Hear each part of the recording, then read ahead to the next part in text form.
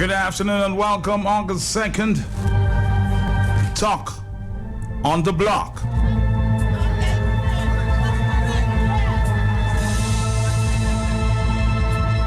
What's really going down with Joshua Francis?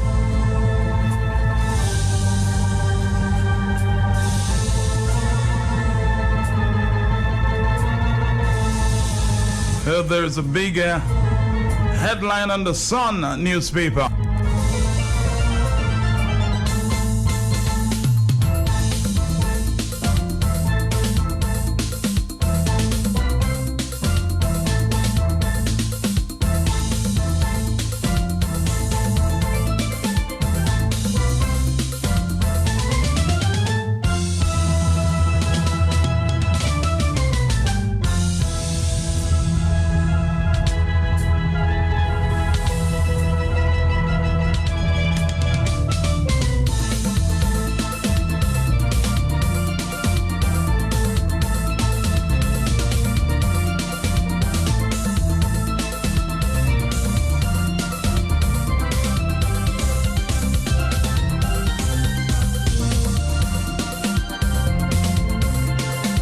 I did ask you, what is really going down with Joshua Francis? We haven't seen him.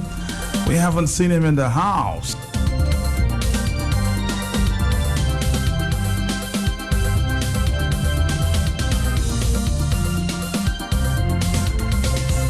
Carlisle jumped up since I have been doing some follow-ups.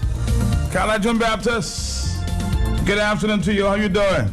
Hi, Matt. Good afternoon to you again. Good afternoon to your many listeners. Just before I go there, Matt, I just wanted to give our listeners a little update on Mr. Patrick Roland John. Remember, he had one of his legs amputated. Mm-hmm. And over the weekend, he was discharged from the hospital. And he is now home. And, his entire family, Desiree and the entire Patricia and the Jean-Jacques and the Johns, and all of them, they're asking that people continue to pray for them and pray for their father. And is he in better spirits, Carlisle? He is in much better spirits, Matt, as far as I'm aware. And he is home, which is a good sign. The operation, the surgery, has been deemed a success thus far. So let's pray that, the recovery process is key. And let's wish Mr. John and his entire family, his children, and all of them all the best. And, let's continue to keep them in our prayers. Mr. John, good afternoon to you and your family, and just hope, that you recover very, very, very quickly. Carlisle Baptist, I've been asking the question, and I'm sure everybody silently have been asking the same question. What is going down? Or what is going on with Joshua Francis, the MP for the Roseau South constituency? Well, Matt, I have with me in my possession right now a Sun newspaper dated Monday, August 1, 2016. And it says, sources tells the Sun that Joshua Francis, the parliamentary representative for Roseau South, is to resign and then leave active politics. The headline is, security to vacate seat. And the story goes on to say that Joshua Francis, the embattled parliamentary representative for Roseau South constituency, may soon decide that his political life has ended. A source close to Francis told the Sun. Francis is getting ready to depart from active politics and will soon be meeting with his constituents to inform them of his decision, said the source, who requested anonymity because he was not authorized to speak publicly on the subject. On a self-imposed sabbatical since his dismissal from the position of deputy political leader of the opposition United Workers' Party, Francis has not attended the last two sittings of Parliament. The young attorney at law, who convincingly defeated Ambrose George, a veteran politician of the ruling Dominican Labour Party, in the 2014 general election, and who brought a fresh air of non-confrontational politics to campaigning, has also been accused of inappropriate behavior with a minor. Though Francis was arrested, he has not been charged, and a judicial review of the matter is pending. His lawyers are challenging the validity of the charge. But because of the controversy, the source said, Francis is currently concentrating on his legal profession and has the full support and backing of his family in the matter. And his future as a member of the UWP is also the subject of speculation. Even if he said in a recent interview on state-owned DBS radio, quote, "I am very much a member of the UWP. I am and remain the member of parliament for the Rosa South on a UWP ticket, and I'm committed to the people of that constituency," unquote. He added, quote, "I will be going to parliament once everything is right," unquote. However, Francis was absent during last week's presentation of the 2016 budget and also for the rebuttal of the leader of the opposition, Lennox Linton. Prime Minister Roosevelt's Kerry has publicly called on Francis to resign and has vowed to recapture the seat for the DLP in the subsequent by-election. When asked about his absence from Parliament and whether he is about to vacate his seat, Francis said, quote, "I am the MP for Rosa South and I am busy taking care of my family and personal matters. I have no further comments," unquote. Standing orders of the Dominican House of Assembly indicates that a member who is absent from 3 consecutive meetings in a session without a reasonable excuse will have vacated his seat. Francis has so far been absent for 1 session so far. That is the front page map of the Sun newspaper. Security to vacate seat. So a possibility, Carlton Baptist, that Mr. Joshua Francis will resign and do that somewhat quietly. Well, all those things are there, Matt, and maybe you want to call Mr. Joshua Francis to find out if he has anything to say on the matter. He may want to shed some light, or the public may want to shed some light on that. It would be very interesting, Matt, to hear what the public has to say as it relates to that very, very interesting front page Sun newspaper story. Yes, and I will offer the public, Carlton Baptist, during the hour there, an opportunity to react to that story, that front page of the Sun newspaper. What is the headline, Carlton?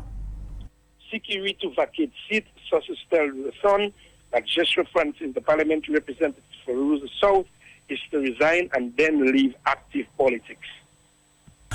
Very, very, very interesting. But you must also remember that what is the Mr. Corbett is on record. Mr. Pat Corbett from Portsmouth is on record as stating that the UWP did not have Rosa South. So what? They never had Rosa South. Pat Corbett is on record as stating that. So I am wondering if at all Joshua resigns or whatever happens, if that will be of any concern or concerns to the UWP, since Pat Corbett is a top member of the United Workers' Party, and he's on public record as stating that they never had Rosa South, they've never had Rosa South, so it doesn't really matter to them. He to me want to react to that. You would want to hear from Pat Corbett, but yeah, some people might say Pat Corbett is not on the top executive. So what? Who says that, man? He calls the shot too.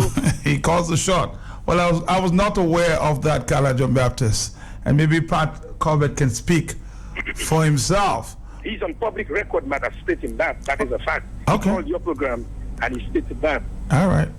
Maybe you can trace back when he said that, Carla? During all the controversy that was going on, he made that comment. He made that comment. You heard some guy trying to challenge your source, Carla, this morning? But this is Dexter Francis, the disgrace Dexter Francis, who always, from since he was president of the Dominican Football Association, who did not want to leave the people's business, always trying to challenge me. One time he came in my dressing room, since he came to my dressing room when I was refereeing a football match, and I asked him to leave the dressing room because so you think it's personal? It is personal, Matt. That's Dexter Francis. Once I met Dexter Francis, always, and all the nonsense took the DFA to court, all his behavior, thinking, when he was president of the DFA, he used to have his feet up on his desk, smoking his big cigar. And when I come there, he says to me he's in control. And So he still has not gotten to the fact that he is no longer wanted in football matters in Dominica. He's gone, never to return. He still has not gotten that. So since you escorted him out of that room, you think it's a personal thing? Yeah, that was in Grand Bay, a game in Grand Bay. The man came to my dressing room, and I asked him what he wanted there, and then after that he came to a referees meeting, and he wanted to speak at a referees meeting. I was chairing the referees meeting, and I told him, you cannot just butt in a referees association meeting and want to speak. You have to ask permission. You are not a referee. And I asked him to leave our referees meeting because he did not have permission. And the man, said that he wrote a letter. I responded telling him that he has 1 strike, 2 strikes, and 3 strikes, he will be gone. And that was the 3rd strike. He was kicked out of football matters. But he's a disgraceful person. But he was challenging Carlisle. He was challenging your source and your credibility. I was wondering what's going on. Well, Matt, look again. Tell him challenge it. Tell him challenge my credibility again. That is the man for you. That is the man for you always. Thinks he knows best. He needs to try to stick to his profession and not enter into things that does not concern him. Probably we should send him back to Canada or something of that sort. Yeah, he's a Dominican, Carlisle. He's married to a Dominican, huh? So leave him in Dominica. Okay? But you're going to stick to your sources, Carlisle, and you're going to stick to your the information that you have received. I'm very credible, I'm very credible, and I know that. And you have proven that time and time again. Time and time again. And I will not hold Dominica's football to ransom. I will not do that. Once they say they don't want me, I will leave and go. I won't be in disgrace and after still going up for election and being thoroughly beaten. Let's move to a different subject. Carlisle John Baptist, what's going down in the courts? Well, presently, Matt, you're holding me up because there's a matter in the court, that a big drug matter that was adjourned, and I should be in court listening to it because some guy from Portsmouth, 3 of them charged with ammunition and cocaine possession. It's a huge drug bust. So that matter is ongoing, right? So what is holding up the matter then? Well, this morning the magistrate said that he is concerned about jurisdiction of a certain aspects of the matter. He was not sure if he had jurisdiction over it. And then he said he was going to allow, very, very novel, he was going to allow the charges to be read. And then prosecution said they were not objecting to bail. But then one of the lawyers stood up and said, but it's a drug matter. You must put it to them because they have to put the election to them that the matter can be heard either in the magistrate's court or the high court before you can even read the charge or charges to them. But he did not want to do that. He said read the charge and after, but he was doing it in reverse. And so he adjourned the matter to do some research. So I'm going to go back into court, and tomorrow, God willing, we will speak much more about that because he is presently speaking, and it takes a long time, Matt. It takes an entire day to deal with a simple matter sometimes. Oh boy, what a waste of judicial time. 1:17 is the afternoon time as we continue here on Talk on the Block. Carlisle John Baptist, thank you very much. You let us know what's going down tomorrow morning right here on Q.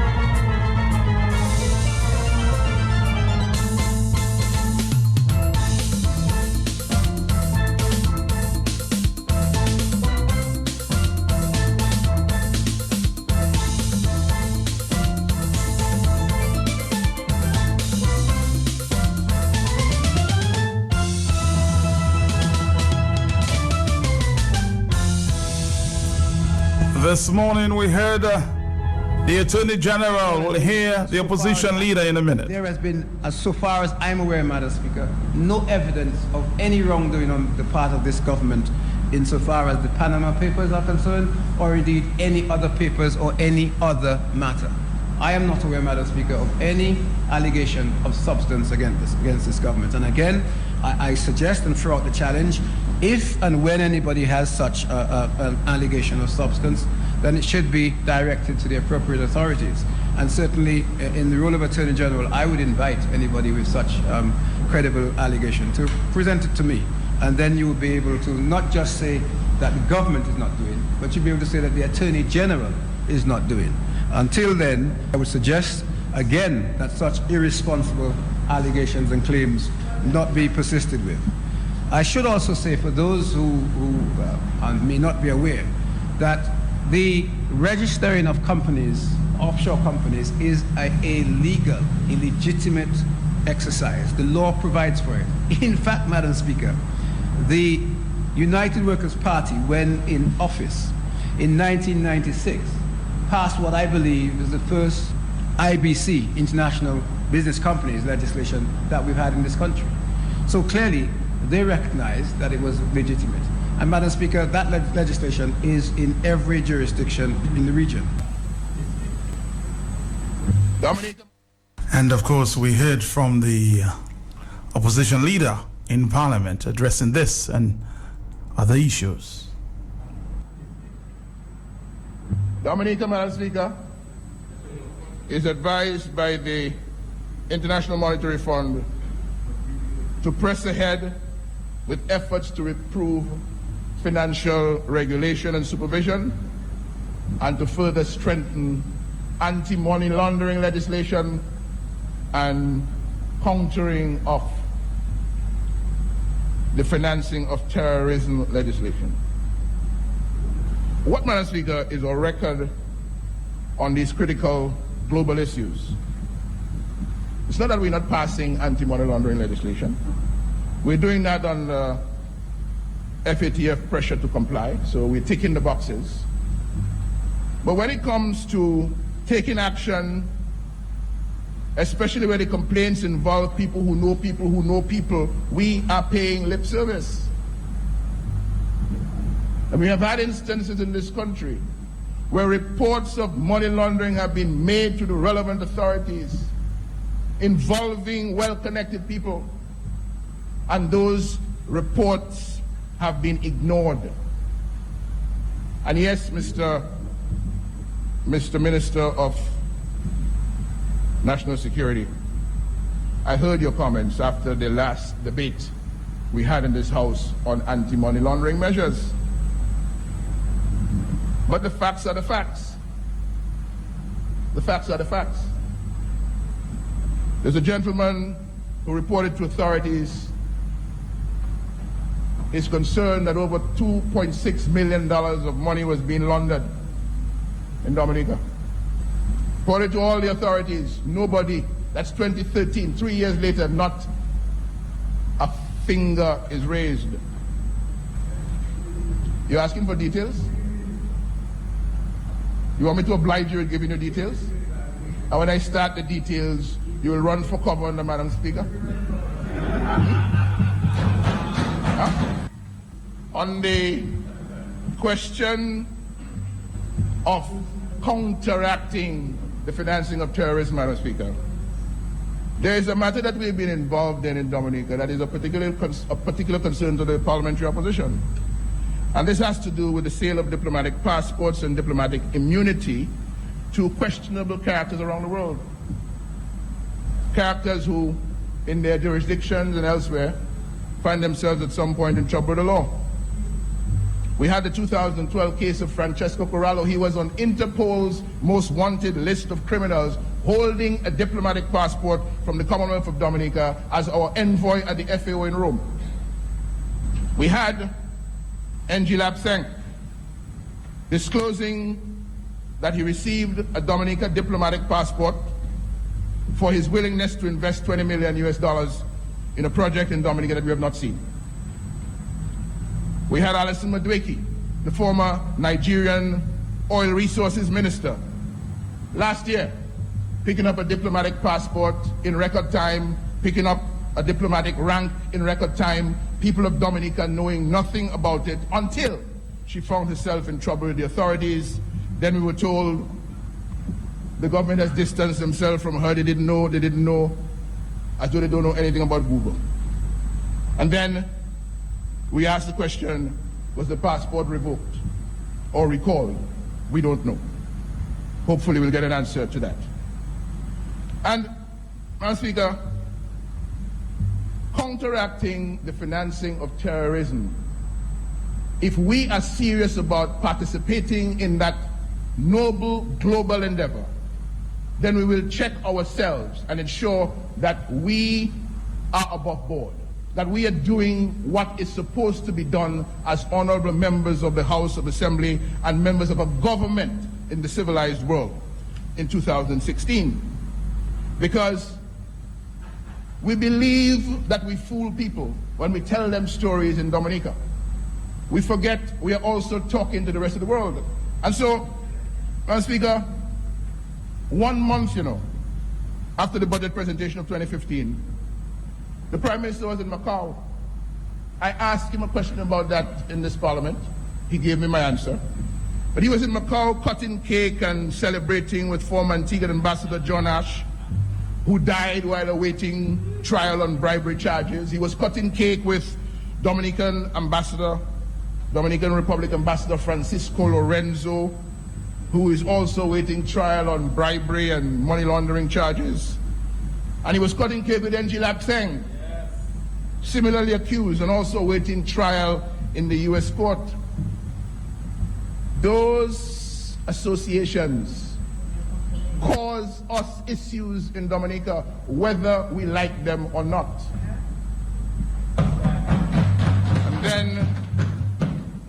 And then we had the disclosure of the Panama Papers, Madam Speaker. Legal records about politicians, about criminals, about the rogue industry that helps them to hide their cash. Names of Dominican individuals and companies in those Panama Papers following revelations from records of Revenue Britain that some of those same individuals were fronting for multi-million-dollar offshore companies. We have the government of Dominica, from an address in Paris, listed in the Panama Papers as a shareholder of a company in which the government secured its 51% interest in a BVI court case in 2009. If we're not reading, we cannot assume that the rest of the world is not reading as well, Times of India. Economic Times of India, 2015, December, Madam Speaker. Dawood Ibrahim, the Mumbai gang leader, who has fled India since 1986, has also been identified as the mastermind behind the serial bomb blast in India's commercial capital in 1993 that killed at least 257 people. Since then, he's lived in Dubai and Pakistan as a fugitive while maintaining his grip on organized crime in Mumbai and expanding to other areas. Dawood has at least a dozen aliases with passports from India, Dubai, and Pakistan. Indian agencies, not Thompson Fontaine. Right. Indian agencies said he's also acquired a passport of the Commonwealth of Dominica, a Caribbean island, issued under its economic citizenship program. That's right. The Economic Times of India. The Economic Times of India.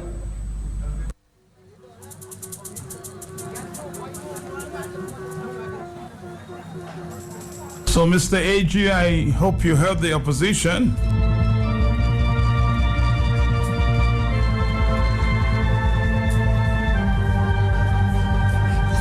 It's 1:28 in the afternoon.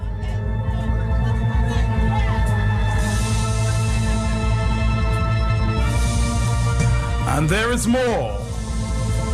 We heard Mr. Tony Astafan this morning. Let's listen. And the only time the Prime Minister truly has to account for the funds received on behalf of the state or for the under programs, developmental trust, grant, or under the CIP programs, to account for funds received or designated for the development of a specific project is in his budget address. So we have Bozo now not understanding what an estimate means, using the fact that the government and the Prime Minister is accounting and disclosing funds received in the course of a specific financial year, and expressing shock and surprise. Dominica, Madam Speaker, is advised by the International Monetary Fund to press ahead with efforts to improve financial regulation and supervision and to further strengthen anti-money laundering legislation and countering of the financing of terrorism legislation. What, Madam Speaker, is our record on these critical global issues? It's not that we're not passing anti-money laundering legislation.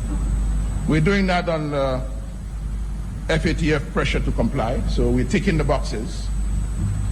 But when it comes to taking action, especially where the complaints involve people who know people who know people, we are paying lip service.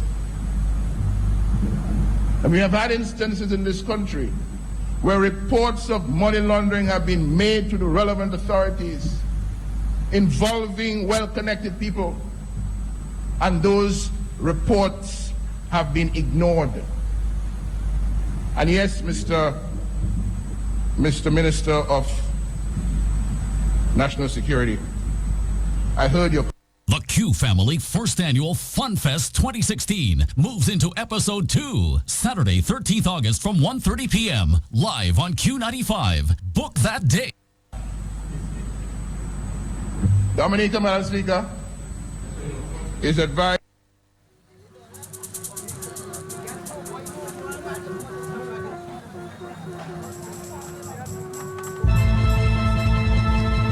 We're going back to Mr. Lennox Linton in a minute.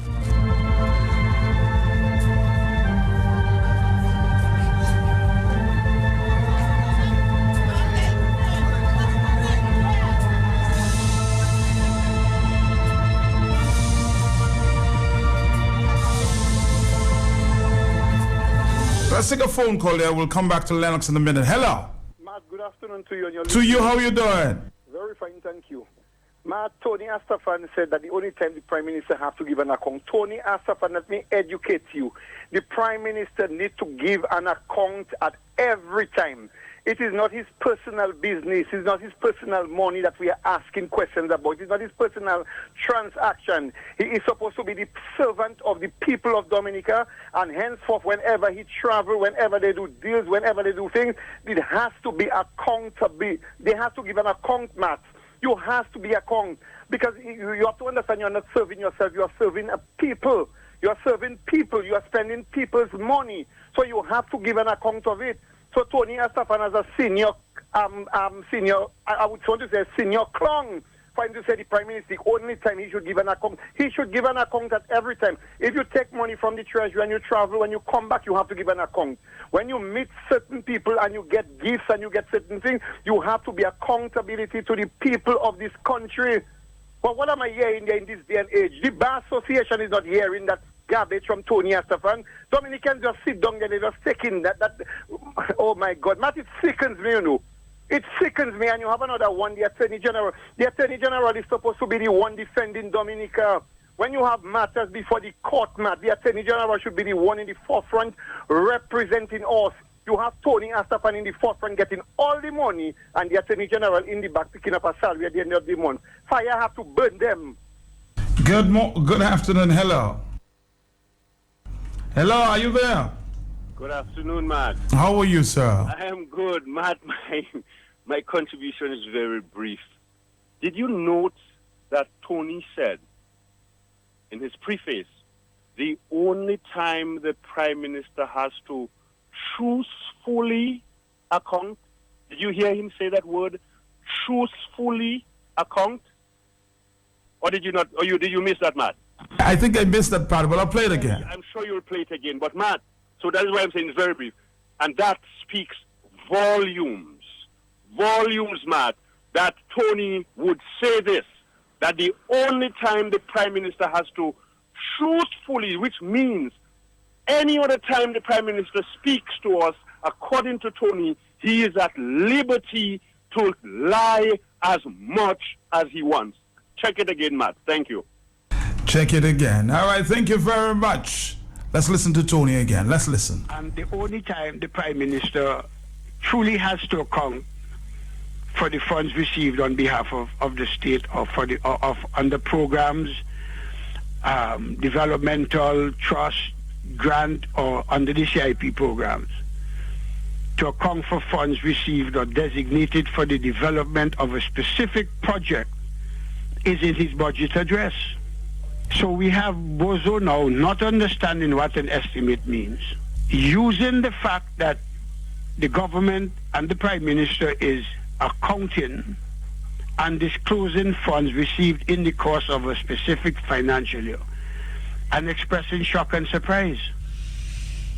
All right, let's take another phone call. Hello. Matt, if the shoes was on the other foot, do you think Tony Astafan would take it like that? If it was the opposition within this money problem, the money disappeared, don't know where it is. He said not supposed to go into that fund, and they don't know where it is. You think Tony, look what they done to Thompson Fountain for just few $1,000s. Look what they're doing to him for that. And yet all these millions of dollars, and Tony Astafan talking nonsense? Come off, Tony Astafan, big buona. Hello. Hello. Good afternoon. Hello. Good afternoon, Matt. Yes. Matt, yesterday afternoon, I heard the Prime Minister talking about Linton not capable to run this country. He is the one not capable, but that is his heart. So he must bring it out. He is not capable to run the country. That's why the country is going back to France. And all nurses, all teachers, all police, all big man, big sky. I don't want no man to go and preach for me on the road about Jesus. Go and tell Scared what he's doing is wrong. Go and tell him that. Thank you. Good afternoon. Hello. How you doing? I'm fine, man. Matt, you don't blame Tony over the team and mocking for it. I don't know. I wasn't hearing you very clearly there. Hello? Hello? Okay, but again, your line is distorted. I don't know what's going down. Hello? To you and the public. Yes. They are playing smart, but they are not being clever. And then we find gentlemen until 95, not gentlemen. And Tony Astafan is very true to talking. The only time he's supposed to be truthful because he knows Kevin is a liar. Thank you very much. Thank you too for 930 9596 and 97. We're gonna come back.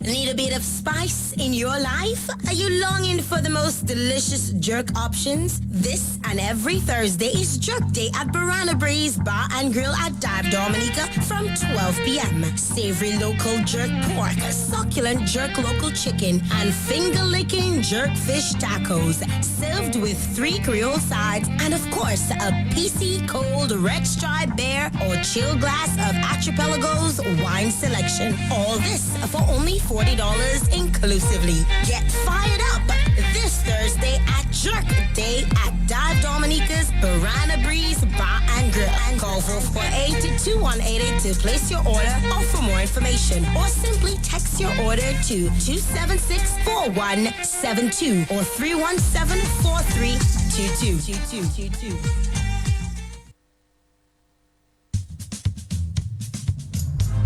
This is it, the 2016 Madam Wap Duet Canada Cultural Show, Madam of Madams is on Saturday, October 1st, 2016 at the St. Peter's and Paul Banquet Hall, 231 Milner Avenue, Markham Road at 401 in Toronto, Canada.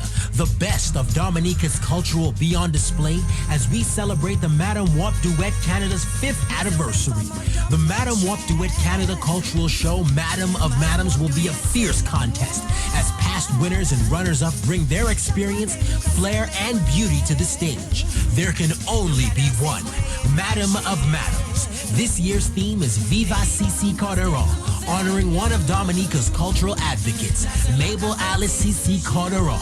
Tickets are only $50 for dinner, show, and dancing.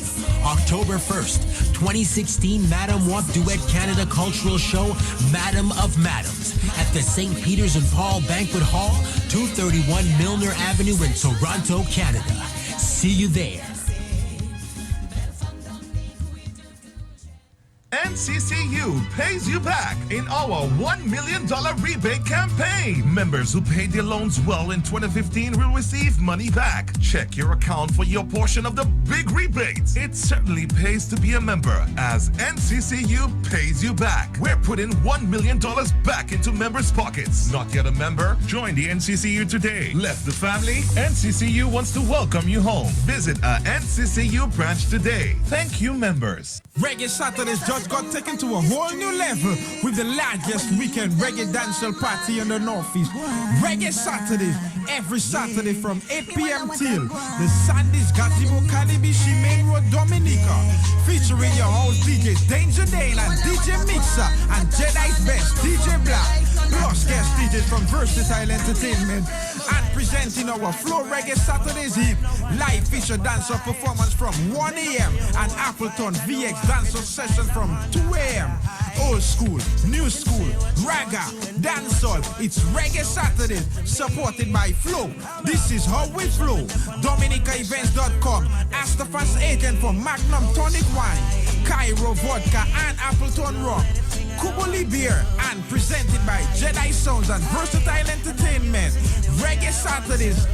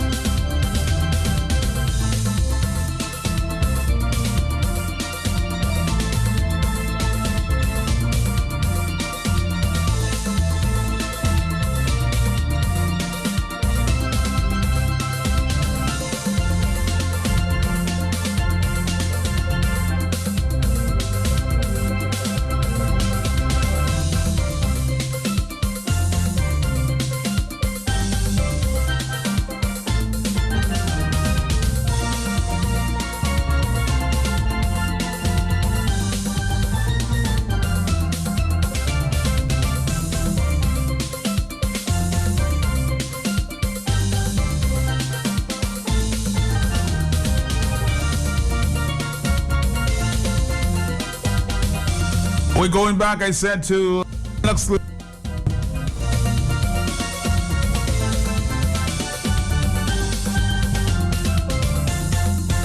on citizens by investment. This is Talk on the Block. In all of this difficulty that the government has had, coming to grips with the economy and how it can grow the economy, we see this year a major shift. A shift in the main revenue focus from taxes to the sale of citizenship. Now, so that we're not under any illusion, next month, August, Dominica will celebrate the Silver Jubilee of Economic Citizenship. The Silver Jubilee. 25 years. 17 of those 25 years under the Dominica Labour Party, and 13 of those years of economic citizenship under the watch of the current Prime Minister and Minister of Finance. Throughout the period, Dominica has seen a steady growth in the number of citizens, but no investment in economic activity to secure sustainable jobs and national income. There has been no transparency, no accountability, no idea how much money Dominica was raising from the sale of citizenship until this year's budget statement. But I want to tell this House, the numbers disclosed give us grave cause for concern. 2 years ago, in 2014-2015, Dominica picked up, they told us, the government told us, $23 million from economic citizenship. It represented a shortfall of $55 million on the budget of 2014-2015. We asked for an explanation. There was no explanation for this massive shortfall in projected economic citizenship revenue. Yet, without explanation, the 2015-2016 estimate of non-tax revenue from the economic citizenship program went up to $70 million, even though it was only $23 million in the previous year. Today, 1 year later, the government reports economic citizenship program revenues $99 million, $76 million over the prior year, and $29 million above the budget. Remarkably though, according to the statement issued to us yesterday, the actual amount received from economic citizenship in 2015-2016 was $279.8 million. And it is captured in a table in the printed text of the Prime Minister. What this means, Madam Speaker, is that the economic citizenship revenue of the Commonwealth of Dominica was underreported in the official estimates that this Parliament is now being asked to approve. The underreporting was in the tune of $180.8 million. They're giggling, Madam Speaker, but the estimates that the Commonwealth of Dominica Parliament is being asked to approve is not $279.8 million, which came in last year. It is approving $99 million, which is $180 million short. So we ask the question now, how much did government underreport in the election year when it registered only $23 million in economic citizenship program revenues? What was the extent of the underreporting? Madam Speaker, just so that we understand that we are talking about the Prime Minister's numbers, we were told that the balance held in banks at June 30th, 2016 $162.2 million. But we are also told in that same table that the inflows into the two bank accounts, one at NBD, $118 million for 2015-2016. One at Royal Bank, $161.8 million counted. $279.8 million came in for citizenship in 2015-2016. Section 76 of the Commonwealth of Dominica Constitution states as follows.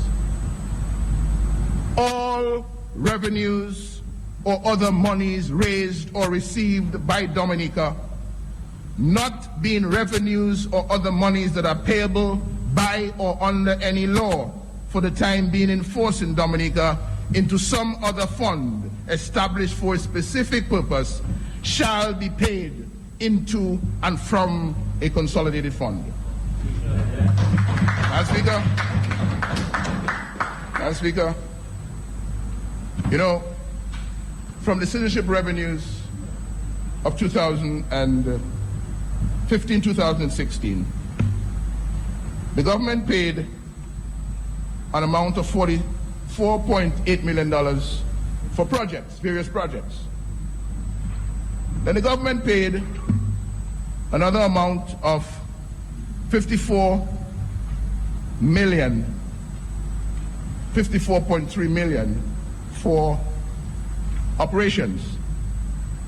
Remember, the purpose of focusing on this is not to criticize what you did with the money, because these are legitimate expenses. It is to make the point that the Prime Minister is claiming here total transfer to consolidated fund, 99 million from an amount that was supposed to have been 279.8 million.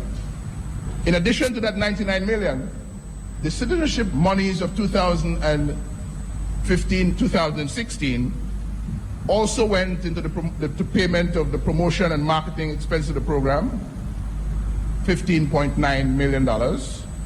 Some persons, we are told, applied for passports, paid their money, but did not receive the passport. So some people were rejected, $2.6 million. And the due diligence fees, $15.5 million, a grand total of $133 million spent from citizenship in 2015-2016. Madam Speaker, after underreporting the 2015-2016 economic citizenship program revenue by $180.9 million, government has withheld $146.8 million of the 2015-2016 economic citizenship revenue from the consolidated fund, in our view, in violation of Section 76 of the Constitution. And I want to say, and we are saying, Madam Speaker, that the public has a right to know the legal authority under which money raised or received by Dominica is kept out of the consolidated fund at the fancy and whim of government functionaries. I'm not saying there's no legal authority. I'm just saying I have not seen it. We have not seen it. You know it. You may have passed it. Tell us the legal authority under which monies, in this case to the tune of $146 million, is being kept out of the consolidated fund at the fancy and whim of government functionaries. We have to keep in mind, Madam Speaker, $201.8 million, or 35% of government's revenue in 2016-2017, is budgeted to come from the Citizenship by Investment program. This is the largest single item on the recurrent revenue side. This item now is moving aggressively. It was only 6.3% of total recurrent revenue in 2014-2015, it has now gone up to 35.5% of total revenue. Are these projections credible, Madam Speaker? $171 million from the projected citizenship revenues in 2016-2017 is included in a capital projects funding package of $313.3 million.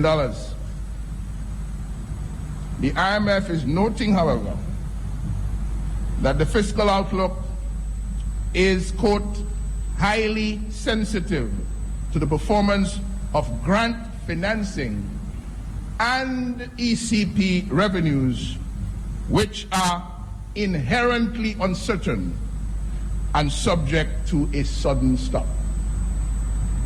We have come to a point in Dominica where our government has, as its lead generator of recurrent revenue, an item that is inherently uncertain and subject to a sudden stop. We have 5 more minutes.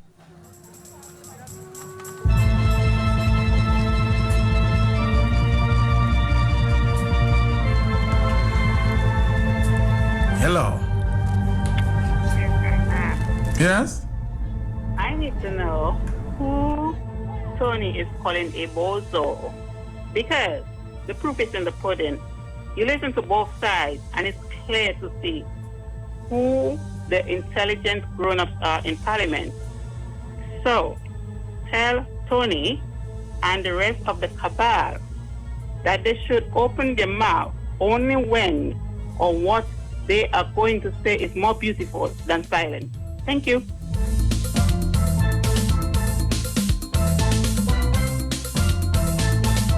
This is Q95. You hear both sides and you be the judge.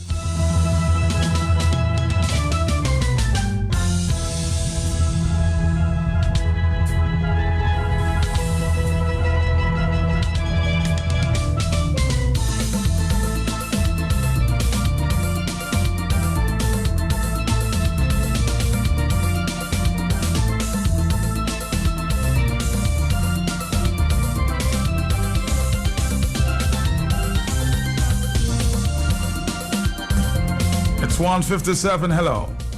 Matt, this is the type of parliamentary language that I understand, my brother. Thank you very much. Congratulations, Mr. Linton.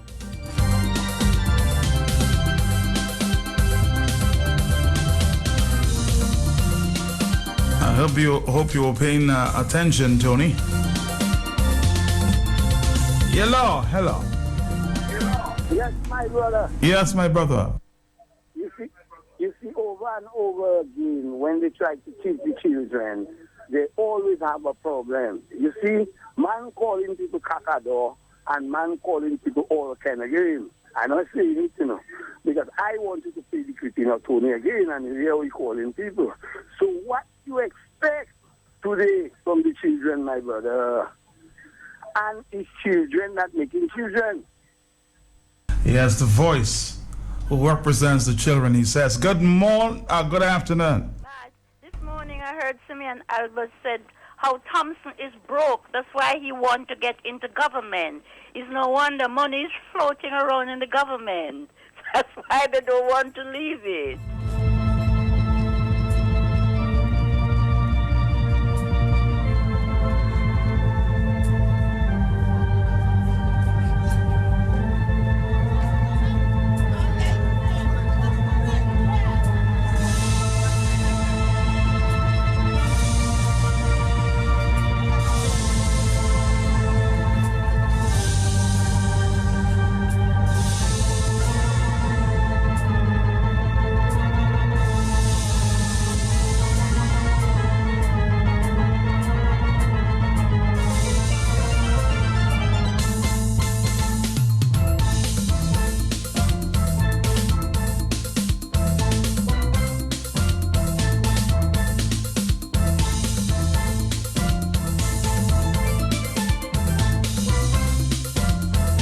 Stick around for the Digicel Hour.